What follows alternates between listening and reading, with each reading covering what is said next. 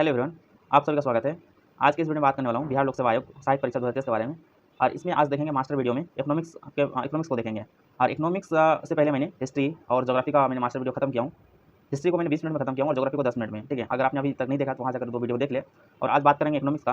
और यहाँ से मैं आपको डेफिनेटली बता रहा हूँ, यहाँ से लगभग 4 से 5% देखने को मिलेगा। ठीक है, ऐसे क्यों मैं दावा कर रहा हूँ कि 5% यहाँ से देखने को मिलेगा। मैं टू द पॉइंट बात करूँगा। इसमें मैं 80% सिलेबस के बारे में बात करूँगा। तो कोई भी एग्जाम में क्या होता है कि उसमें मतलब फोकस्ड होते हैं कि अब क्वेश्चन बार बार पूछे जाते हैं। ठीक है, अगर मैं बात करूँ इसमें, अगर हिंट्स बात करूँ तो इसमें आपको योजना आयोग है वहाँ से क्वेश्चन आपको देखने को मिलेगा इकोनॉमिक्स से। ठीक है, कि कौन सा योजना प्लान है, उसको क्या कहा जाता है, कौन सा आधार मॉडल बेस्ड आधारित है, वहाँ से 1% जरूर देखने को मिलेगा। ठीक है, तो आप वहाँ से मैं जो सारे मतलब जो कंटेंट लिया हूँ एकदम सिलेक्टेड कंटेंट लिया हूँ। एक आपको जो फसल है, ठीक है, जैसे रबी का हो गया या खरीफ का फसल हो गया, कौन सा रबी का फसल है, कौन सा खरीफ का फसल है, वहाँ से भी 1% आपको जरूर देखने को मिलेगा। ठीक है, तो आप एक बार जाके वीडियो को चेकआउट करें। इससे पहले मैंने हिस्ट्री का डाल दिया हूँ वीडियो और ज्योग्राफी का भी डाल दूँ। आज मैं इकोनॉमिक्स का लेकर आ रहा हूँ। आपको एग्जाम डेट शेड्यूलिंग 28 को, तो बहुत कम समय में आपको टाइम है, आपको बहुत कम समय में, तो आप जाके मास्टर वीडियो से आप तैयारी कर सकते हैं। ठीक है, क्योंकि आपको जो 50 क्वेश्चन पूछे जाएंगे जनरल स्टडीज में, इसमें आपको जनरल साइंस नहीं है। जनरल साइंस अलग से मतलब मैथमेटिक्स के साथ है। जनरल साइंस एंड अर्थमेटिक्स से आपको 50 क्वेश्चन पूछे जाएंगे। ठीक है, और रीजनिंग का आपको 50 रहेगा। तो मैं रीजनिंग का भी कराया हूँ, मैथमेटिक्स का भी कराया हूँ, जनरल साइंस का भी कराया हूँ। ठीक है, तो आज मैं मास्टर वीडियो में इकोनॉमिक्स को लेकर आ रहा हूँ। तो 10 मिनट में पूरा इकोनॉमिक्स खत्म करेंगे। तो आप सभी वीडियो को जरूर देखे जाए एग्जाम से पहले। मॉडर्न इकोनॉमी, तो fathers of modern economy Adam Smith को कहा जाता है।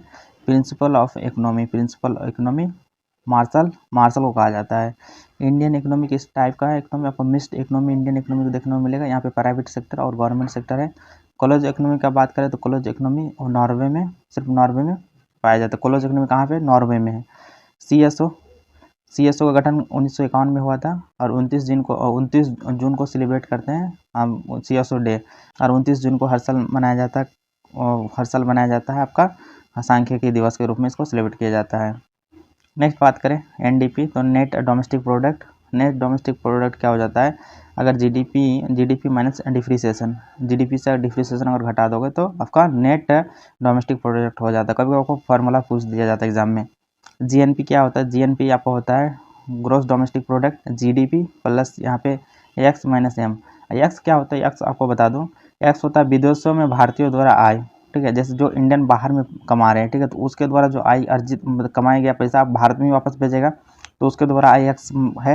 एम विदेशों द्वारा भारत में आए। ठीक है, तो जो बाहर का व्यक्ति इंडिया में रह के पैसा कमा रहे हैं तो अपना ही कंट्री को भेजेंगे, तो उसको हमको नेगलेक्ट करना पड़ेगा, हटाना पड़ेगा, तो मुझे ग्रोस नेशनल प्रोडक्ट मिल जाएगा। इसका बाद बात करेंगे भारत में सबसे पहले आय का आकलन कौन किया था? 1868 में किया था दादाभाई नौरोजी ने। और उस टाइम आकलन किया गया था प्रति व्यक्ति आय कितना? 20 रुपया। इसका बाद बात करेंगे प्रति व्यक्ति आय। तो प्रति व्यक्ति आय कैसे निकाला जाता है? तो राष्ट्रीय आय, उसके बाद अगर राष्ट्रीय आय को कुल जनसंख्या से अगर डिवाइड कर देंगे तो प्रति व्यक्ति आय निकल जाएगा। आर्टिकल 110 क्या कहता है? आर्टिकल 110 में मनी बिल के बारे में जिक्र है। और मनी बिल के बारे में जिक्र है, अगर मनी बिल आपका मनी बिल है या नहीं है तो निर्णय कौन करता है? ठीक है, तो लोकसभा का अध्यक्ष करता है मनी बिल।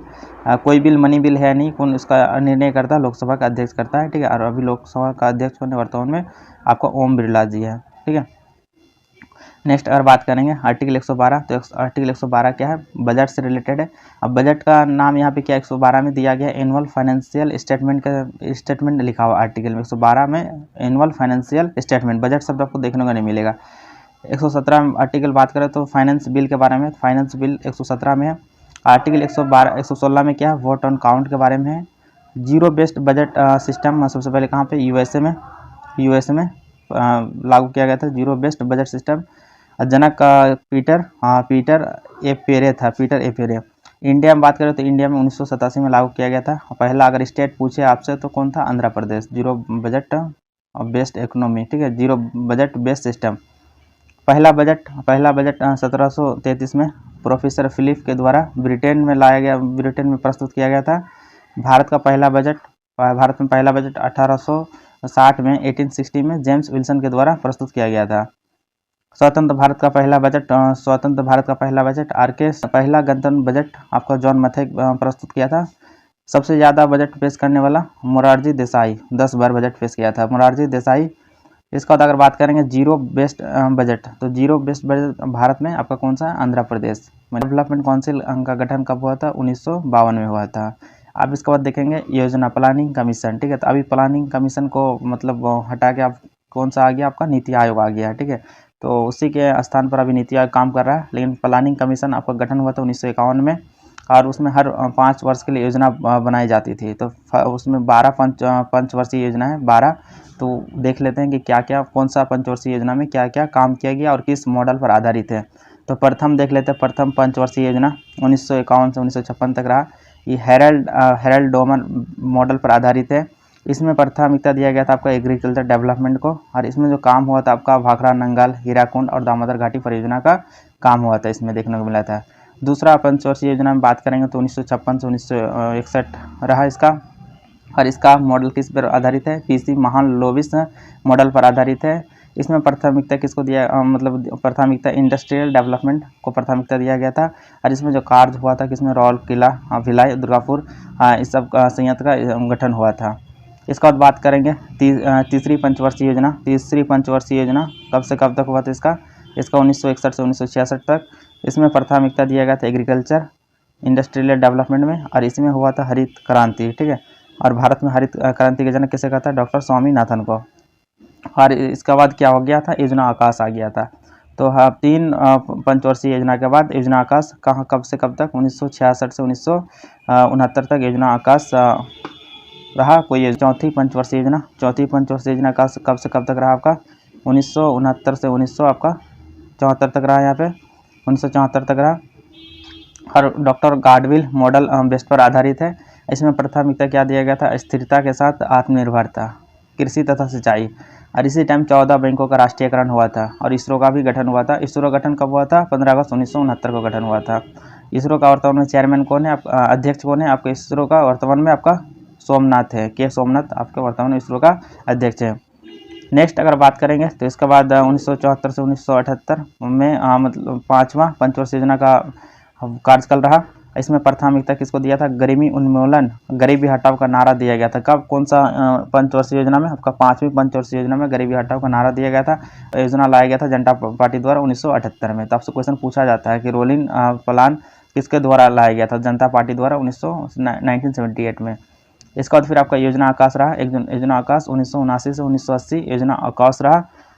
इसके बाद फिर छठी पंचवर्षीय योजना, छठी पंचवर्षीय योजना का कार्यकाल रहा आपको 1980 से 1985। इसमें प्राथमिकता दिया गया था गरीबी निवारण, आर्थिक विकास, आधुनिकीकरण एवं आत्मनिर्भरता। और इसमें कार्य के बारे में बात करेंगे तो TRCM का गठन, IRDP का गठन और NREP का गठन हुआ था। इसके बाद 7वीं पंचवर्षीय योजना, 7वीं पंचवर्षीय 1985 से 1990 जॉन डब्ल्यू मिलर आधारित है, जॉन डब्ल्यू मिलर बेस्ट आधारित योजना है। इस क्वेश्चन इससे पूछा जाता है कि किस मतलब किस बेस्ट पर आधारित है, तो जॉन डब्ल्यू मिलर, ठीक है। तो ये आपके लिए इंपॉर्टेंट हो जाता है। तो 7वीं पंचवर्षीय योजना, इसमें प्राथमिकता दिया गया था रोजगार शिक्षा, जन स्वास्थ्य। और इसमें कार्य जो किया गया था गरीबी के माफ़ किया गया था लकड़वाल समिति के द्वारा। तो कभी कभी एग्जाम पूछता है कि लकड़वाल समिति किससे रिलेटेड है, तो गरीबी के मापन किया गया था। और इसी टाइम जवाहर योजना स्टार्ट किया गया था। 1990 से 1992 में क्या योजना आकाश रहा था, 1990 से 1992 में 2 साल का योजना आकाश रहा था। इसके बाद 8वीं पंचवर्षीय योजना, 8वीं पंचवर्षीय योजना 1992 से 1997। इसमें कार्य जो किया गया था LPG लिबरेशन, प्राइवेटाइजेशन और ग्लोबलाइजेशन किया गया था, ठीक है। उस टाइम वित्त मंत्री कौन थे, मनमोहन सिंह। पूछता कभी कभी LPG की शुरुआत किसने किया था, डॉक्टर मनमोहन सिंह ने, ओके। उसके बाद बात करेंगे 1997 में, तो 1997 से 2002 इस टाइम 9वीं पंचवर्षीय योजना का कार्यकाल रहा। इसमें मानव विकास के साथ साथ न्यायपूर्ण वितरण का बात कहा गया है इसमें, ठीक है। उसके बाद 10वीं पंचवर्षीय योजना, 10वीं पंचवर्षीय योजना 2002 से 2007 तक रहा। गरीबी और बेरोजगारी समाप्त करना इसका लक्ष्य था, गरीबी और बेरोजगारी समाप्त करना इसका लक्ष्य था। 11वीं पंचवर्षीय योजना 2007 से 2012 कार्यकाल रहा इसका। तीव्रतम एवं समावेशी, तो अभी कभी कभी क्वेश्चन पूछा जाता है तीव्रतम एवं समावेशी कौन सी पंचवर्षीय योजना में इसका प्राथमिकता था, तो किसमें था आपको 11वीं पंचवर्षीय योजना में। इसके बाद अगर बात करें तो 12वीं पंचवर्षीय योजना, तो 12वीं पंचवर्षीय योजना में क्या हुआ आपका 2012 से 2017, इसमें रैपिड ग्रोथ के बारे में बात कहा गया। इसके बाद फिर आपका क्या योजना प्लानिंग कमीशन को खत्म करके अभी नीति आयोग का गठन हुआ, ठीक है। तो नीति आयोग का फुल फॉर्म कभी कभी पूछ दिया जाता है आपसे, तो नीति आयोग का गठन कब हुआ, तो 1 जनवरी 2015 को, ठीक है। 1 जनवरी 2015 से नीति आयोग अभी चल रहा है 2015 से। नीति आयोग का फुल फॉर्म क्या होता है, national institute for transforming India. NITI Aayog का अध्यक्ष का बात करें तो प्रधानमंत्री होता है। और अब तो संचित निधि, ठीक है। तो आर्टिकल 266 किससे रिलेटेड है, संचित निधि से रिलेटेड है। आइए नेक्स्ट देखते हैं इसके बाद फसलें के बारे में देखेंगे। तो यहाँ से एक क्वेश्चन आपको देखने को मिलेगा, ठीक है। मतलब हर शिफ्ट में एक क्वेश्चन आपको देखने को मिलेगा। तो रबी की फसलें और खरीफ की फसलें। तो पहले खरीफ की फसलें बात कर लेता हूँ, क्योंकि खरीफ की फसलें की सबसे ज़्यादा पहले आपका बुआई होती है। खरीफ की फसलें की बुआई कब होती है? आपका मई जून में होती है, ठीक है। तो किस तरह याद रखें? खरीफ तो यहाँ पे ख से होता है, रबी आर मतलब बाद में होता है। तो यहाँ पे क्या पहले आता है, तो इसका बुआई पहले होती है मई जून में। मई जून में इसका बुआई होती है और कटाई कब होती है? इसका सितंबर अक्टूबर में। खरीफ में कौन कौन सी फसलें आती है? प्रमुख फसलें चावल हो गया, मक्का हो गया, जवार, बाजरा, तूर, मूंग, उड़द, कपास, जूट, मूंगफली, सोयाबीन इत्यादि। ये आपका खरीफ का प्रमुख फसल है। यहाँ से क्वेश्चन आपको एक क्वेश्चन आपको जरूर देखने को मिलेगा। इसके बाद बात कर लेते हो रबी की फसलें। तो रबी की फसलें की बुआई कब होती है? आपका अक्टूबर नवंबर में, और इसका कटाई कब होती है? मार्च अप्रैल में, ठीक है। मार्च अप्रैल में इसका कटाई होती है। इसमें अगर प्रमुख फसल की बात करें तो इसमें गेहूँ हो गया, जौ हो गया, मटर हो गया, चना हो गया, सरसों हो गया, ठीक है। आई होप आप सबको वीडियो पसंद आएगा, तो वीडियो को एक बार लाइक कर दे और चैनल को सब्सक्राइब कर ले। धन्यवाद।